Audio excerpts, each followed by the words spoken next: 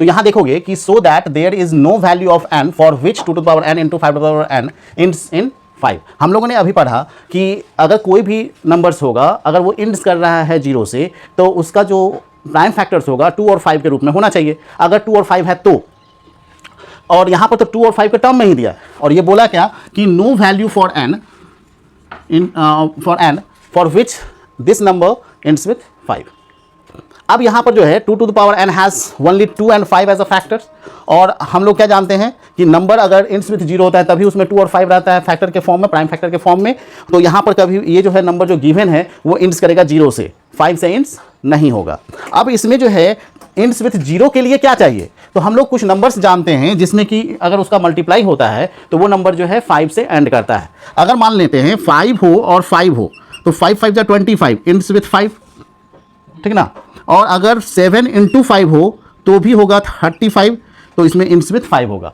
यानी अगर मान लेते हैं कोई भी नंबर अगर यहाँ पर आता है प्राइम फैक्टर, अगर वो या तो 7 5 के ऑर्डर में हो या सिर्फ जो है 5 के ऑर्डर में हो, तो वह जो होगा प्राइम, वह जो होगा इंड करेगा 5 से, अदरवाइज वह 5 से एंड नहीं करेगा। क्लियर है। तो to end with 5 number must have 5 and 7 और ओनली 5। ओनली 5 का मतलब ये सिर्फ अकेला 5 नहीं है, यहाँ पर जो है 5 का रहेगा और उस पर पावर जो भी हो, ठीक ना, 5 टू द पावर n के फॉर्म में होगा। ये जो होगा only 5 to the power n के फॉर्मेट में हो, ठीक ना। तो as a prime factors never 2 as a prime factor, उसमें जो है 2 प्राइम फैक्टर के फॉर्म में नहीं होना चाहिए, ठीक है। तो उसमें 2 नहीं आना चाहिए। क्लियर है। But from fundamental theorem of arithmetic each number has unique prime factors. लेकिन हम लोग जान रहे हैं ना कि फंडामेंटल थ्योरी ऑफ अरिथमेटिक से क्या होता है कि सारे नंबर का यूनिक प्राइम फैक्टर्स होता है। इसका मतलब है कि ये तो फिक्स हो गया, अब इसमें कुछ भी डाल देंगे तो ये कभी भी जो है इंड्स नहीं कर सकता है 5 से। दैट मीन्स क्या हुआ 2 to the power n into 5 to the power n never ends with 5।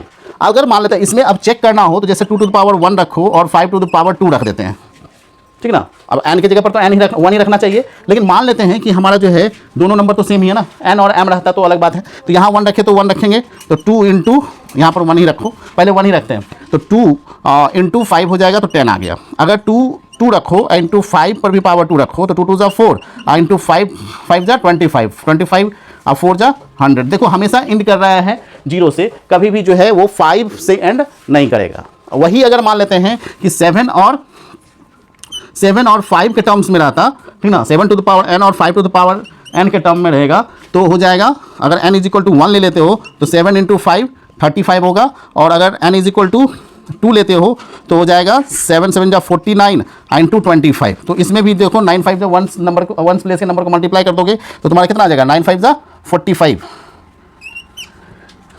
और इसका प्रोडक्ट जो आएगा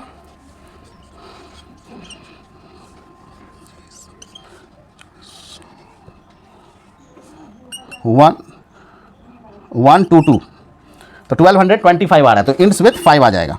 क्लियर है। क्लियर है, समझ में आ गया। तो ये चीज़ जो है हमेशा देखोगे कि इंड्स विथ 5 के लिए 7 और 5 चाहिए, या फिर सिर्फ 5 चाहिए। 5 का कुछ भी नंबर हो सकता है, 5 का स्क्वायर हो जाएगा, 1 नहीं होना चाहिए। और यहाँ अगर 1 है तो यहाँ पर अगर सिर्फ ओनली n है तो 5 n नेवर इक्वल टू 1, कभी भी 1 के इक्वल नहीं रहेगा, ठीक ना। क्लियर है। 2 से स्टार्ट होगा वो, समझ में आ गया ना।